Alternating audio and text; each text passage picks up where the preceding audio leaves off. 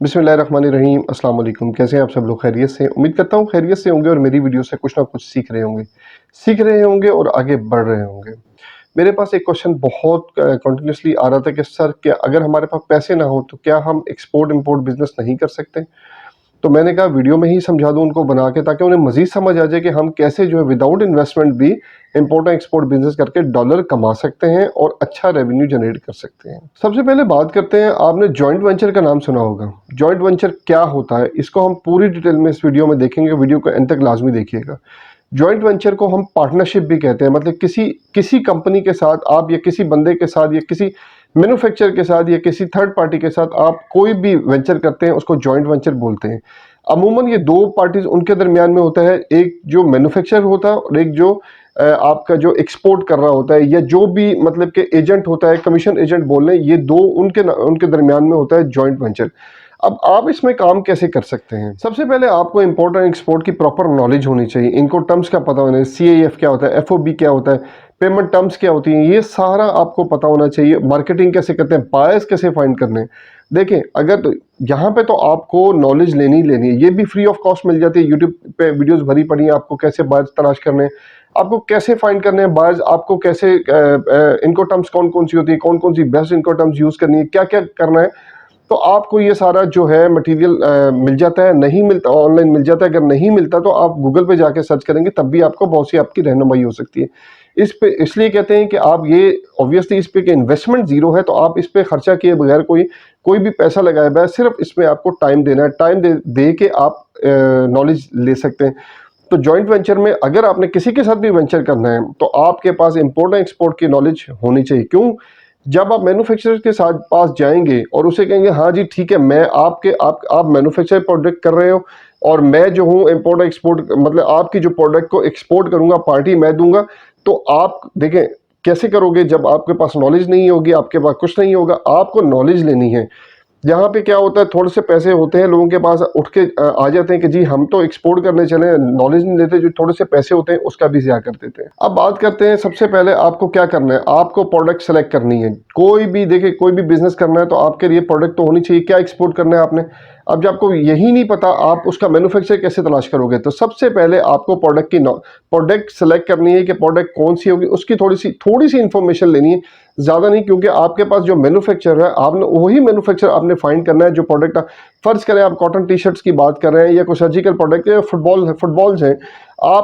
आप एजेंट हो बीच में, आप जो कहते हो कि मैं जीरो इन्वेस्टमेंट से आप करना चाह रहे हो, तो आप क्या करोगे, आप जो मैन्युफैक्चरर है फुटबॉल के, उनके पास जाओगे, उनसे कहोगे जी मैं आपकी प्रोडक्ट को एक्सपोर्ट करूंगा, तो हमारा जो परसेंटेज होगी वो वहां पे डिसाइड करोगे। 20% भी होता है, 30% भी होता है, 40 भी होता है, 50 भी होता है। जो आपकी म्यूचुअल अंडरस्टैंडिंग के साथ जो भी आपका वो होगा, उसी हिसाब से आप डिसाइड करोगे, उस पर कॉन्ट्रैक्ट करोगे, कॉन्ट्रैक्ट बनाओगे, ताकि जो है ना बायर मुकर सके, ना सॉरी, ना जो आपका मैन्युफैक्चर वो मुकर सके, ना आप मुकर सके। तो इसको आपने कॉन्ट्रैक्ट बनाए बगैर आपने स्टार्ट नहीं करना। देखिए, अब यहाँ पे सबसे बड़ी बात ये होगी कि जॉइंट वेंचर में, अब मैंने जैसे बताया कि आपके पास जब तक नॉलेज नहीं होगी आप एक्सपोर्ट नहीं कर पाओगे। अब आपके पास तो इंपोर्ट एक्सपोर्ट की सारी नॉलेज है, और जो आपका फुटबॉल बना रहा है मैन्युफैक्चर, उसके पास फुटबॉल की पूरी मैन्युफैक्चरिंग की नॉलेज है।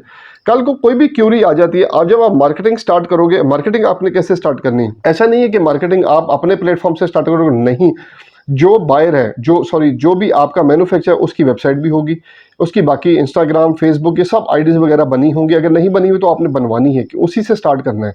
आपने उसी का लेके जी मेरी ये कंपनी है, आपने यही बात करनी है कि मेरी ये कंपनी है, तो हम ये प्रोडक्ट एक्सपोर्ट कर रहे हैं। जब आप भी ईमेल करोगे, व्हाट्सएप करोगे, किसी से भी कम्युनिकेशन करोगे, तो आप ये उसको बताओगे ये मेरी कंपनी है और मैं इसे एक्सपोर्ट कर रहा हूँ, ये मेरी प्रोडक्ट्स हैं, आप देखें और हमें क्यूरी वगैरह जो है आपकी हमें बताएं। तो जो अगर आपके पास कोई भी क्यूरी आती है, तो आपकी उसी ईमेल पे आएगी, जो कंपनी ईमेल। इसलिए वेबसाइट होना ज़रूरी है, क्योंकि यहाँ पे जब हम पर्सनल जीमेल से किसी को वो करते हैं ना, ईमेल वगैरह करते हैं, वो इसको एंटरटेन नहीं करते, क्योंकि जो है वो ऑब्वियसली वो ऐसा लगता है कि फेक ईमेल है।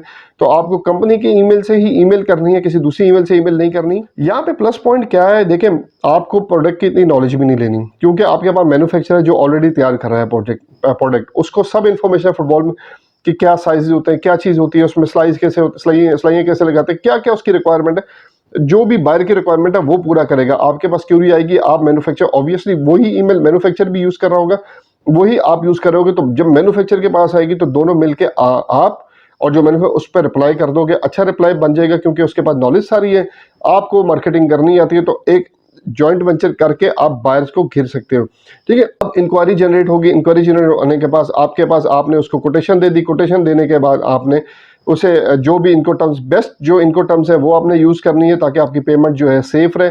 आपने वो उसको दे देनी है, आपने उसको कहना है कि जनाब जो है एडवांस पेमेंट पे काम करना है। फ़र्ज़ करें वो कहता है जी मैं एडवांस पेमेंट पे नहीं करता, तो आपने 100% पे नहीं करता, तो आपने कोशिश करनी है कि 50% एडवांस पेमेंट पे आए, 50% एलसी कर लें या 50% बिफोर डिलीवरी कर लें। मतलब पोर्ट पे जैसे ही पहुंचे तो आपकी पेमेंट आपके पास आ जाए।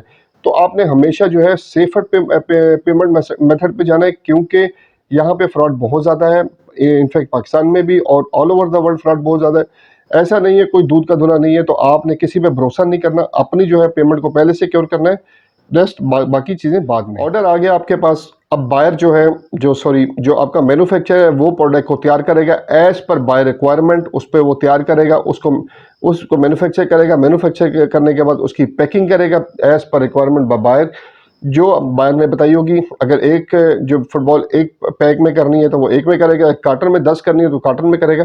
वो डिपेंड करता है कि बायर की क्या रिक्वायरमेंट है, वो आपको बताएगा। वो उसके थ्रू आपने उसके ज़रिए आपने उसके ज़रिए मैन्युफैक्चर जो है वो सारी पैकिंग करेगा, पैकिंग जो है लोड करेगा और पहुंच जाएगा बायर के डेस्टिनेशन तक। अब यहाँ पे आपका जो है पेमेंट जो आपका जो है साइकिल एक्सपोर्ट का साइकिल कंप्लीट हो जाएगा, पेमेंट रहेगी। पेमेंट आपकी अगर कोई रिमेनिंग पेमेंट होगी 10% या 5% वो भी वापस आ जाएगी। तो बायर से आपने जो भी आपका तय हुआ होगा, सॉरी मैन्युफैक्चर से जो भी आपका तय हुआ होगा 50% या 20% या 30% वो आपने ले लेना है।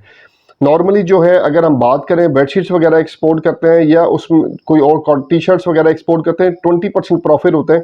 अगर 40 लाख का कंटेनर है तो 20% निकालें, 4 से 5 लाख रुपए उस पर प्रॉफिट आता है। तो आपका जो है 2.5 लाख रुपए आपके हिस्से में आ जाएगा। अगर कम भी करें, मिनिमम भी करें तो 2 लाख आ जाएगा, उससे भी कम करें तो एक कंटेनर पे आपको इन्वेस्टमेंट के बगैर 1.5 लाख रुपए प्रॉफिट आ जाता है। अब जाहिर सी बात है पाकिस्तानी है तो पाकिस्तानियों के एक जहन में सवाल जो है बहुत देर से आप लोगों के एक सवाल आ रहा होगा, जब हम जॉइंट वेंचर करेंगे हम पार्टी ढूंढेंगे, उसका ईमेल भी उसका यूज करेंगे, सारा कुछ उसकी कंपनी की वेबसाइट भी यूज करेंगे, सब कुछ उसका यूज करेंगे, तो नेक्स्ट टाइम 1.5 लाख तो हमने कमा लिया, लेकिन नेक्स्ट टाइम वो बायर हमें क्यों ऑर्डर देगा? वो तो पार्टी डायरेक्ट हो जाएगी, मैन्युफैक्चर डायरेक्ट हो जाएगा। देखिए मैन्युफैक्चर यहाँ पे डायरेक्ट नहीं होगा, क्यों नहीं होगा? आपने उससे प्रॉपर कॉन्ट्रैक्ट किया होगा, उसको जो है कॉन्ट्रैक्ट को आपने स्टाम्प पेपर पे किया होगा, स्टाम्प पेपर को नोटरी लाजमी करना है आपने, ठीक है? तो जब स्टाम्प पेपर पे कॉन्ट्रैक्ट किया होगा तो देखें तो बायर जो है जो आपका मैन्युफैक्चर है वो हिलेगा नहीं अपनी जगह से, वो पार्टी आप ही की रहेगी। हाँ ऑब्वियसली वो अच्छा चलता रहेगा, देखें 1.5 से 2 लाख वो भी प्रॉफिट कमा रहा है। आप एक शिपमेंट तो करोगे नहीं पूरे महीने में, आप कम से कम 7-8 शिपमेंट करोगे, ये एक बायर के साथ तो नहीं करोगे ना। हो सकता है ये बायर है, हो सकता है आपकी डिमांड जो है इसी बायर से 8 शिपमेंट हो, कोई और बायर भी ढूंढे वो भी 8 शिपमेंट, आपकी शिपमेंट 8, 10, 12, 16 शिपमेंट हो जाए तो 16 मल्टीप्लाई बाय अगर 1 लाख भी कमाए तो एक मंथ में आप 16 लाख रुपए कमा सकते हैं विदाउट एनी इन्वेस्टमेंट। सारी इन्वेस्टमेंट किसी की नहीं है, बाहर से पैसा आएगा, 50% आएगा, 50% इधर से लगेगा, सारा क्लियर हो जाएगा। डिलीवरी से पहले आपने पेमेंट ले लेनी है, सारी डिलीवरी आपने किसी पे भरोसा नहीं करना, लेके सारी। अब आप मुझे बताएं कोई परेशानी है? कोई परेशानी, आप बाहर लाएंगे, बाहर की पेमेंट क्लियर करवाना आपकी जिम्मेदारी है, सारा कुछ आपकी जिम्मेदारी। यहाँ पे आपके जहन में एक क्वेश्चन आ रहा होगा, सर क्या हम अपनी कंपनी से एक्सपोर्ट करेंगे? नहीं, जैसे मैंने कहा ना कि वेबसाइट भी बाहर की होगी, ईमेल भी बाहर का होगा, तो सब कुछ उसका होगा, तो कंपनी भी उसी की होगी। आपको कंपनी बनाने के लिए भी पैसे खर्च नहीं करने पड़ेंगे। बाहर की जो कंपनी होगी आप उसी से एक्सपोर्ट करोगे, क्योंकि उसके पास जीएसटी वगैरह ऑलरेडी होगा, जो एफबीआर में वो ऑलरेडी रजिस्टर्ड होगी, तो आप उसके थ्रू ही एक्सपोर्ट कर सकते हैं।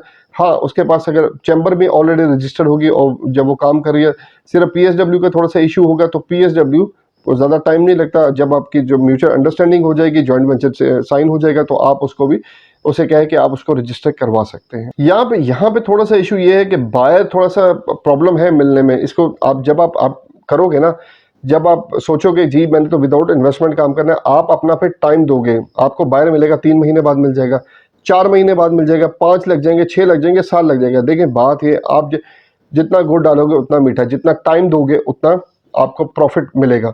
जब आप टाइम नहीं दोगे, 2 घंटे बैठोगे, उठ के चले जाओगे, ये कर लोगे, वो कर लोगे, फिर आप कहते हो हमें बायर नहीं मिलता। कंसिस्टेंट रहना पड़ता है, कंसिस्टेंट रहोगे तो आपको बायर भी मिलेगा, आप अच्छा काम भी कर सकते हो। जब आप 8 से 10 या 20, 30, 25, 50 कंटेनर भेज लोगे जॉइंट वेंचर करने के बाद फिर आप अपने पाँव पे खड़े हो जाइए, अर्निंग आना शुरू हो जाएगी आपके पास, तो आप अपना भी काम कर सकते हो, आप खुद का कंटेनर भी बेच सकते हो, आप ऑब्वियसली आपके पास इन्वेस्टमेंट आ जाएगी, फिर तो बात ही खत्म हो जाएगी कि हम काम कैसे करें। बहुत सारे क्वेश्चन थे इस बारे में कि हम विदाउट इन्वेस्टमेंट भी काम कर सकते हैं, तो मेरा ख्याल है बहुत क्लियर हो गया होगा आप लोग सब लोगों को कि हाँ बिल्कुल कर सकते हैं।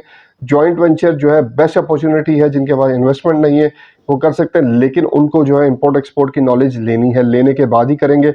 अगर उसकी नॉलेज नहीं होगी तो फिर आप किसी मैन्युफैक्चरर के पास जाके बैठेंगे तो उसको पता लग जाएगा ये तो बिल्कुल नया है, तो वो आपके साथ काम क्यों करेगा, वो इन्वेस्टमेंट आपके साथ क्यों डालेगा। ठीक है, तो आपको पहले ये सीखना है, उसके बाद करना है। ऑनलाइन जो है मेरा मेरे मेरे चैनल पे बहुत सी वीडियोस पड़ी हुई हैं, आप इससे सीखें, इससे भी सीख सकते हैं। अगर मेरी समझ नहीं आती तो बहुत से लोग और भी बना रहे हैं, आप उनकी सीखें, उनसे उनकी वीडियोस देखें, उनसे सीखें, लेकिन सीख के करें। कोई भी काम करने से पहले उस पे पूरी लर्निंग हासिल करें, तब जंप इन करें। ऐसे जंप इन करेंगे तो अपना भी नुकसान करेंगे, अपने पैसों का भी ज़्या करेंगे और अपने टाइम का भी ज़्या करेंगे। तो उम्मीद करते हैं आपको आज की वीडियो पसंद आई होगी। मेरी वीडियो को लाइक, सब्सक्राइब और शेयर कर दिया करें, ताकि आने वाले इंपोर्टर एक्सपोर्टर इससे कुछ ना कुछ सीख सकें। मेरा मिशन पाकिस्तान के एक्सपोर्ट को इंक्रीज़ करना है, इसमें मेरा साथ दीजिएगा। अगली वीडियो तक के लिए अल्लाह हाफ़िज़।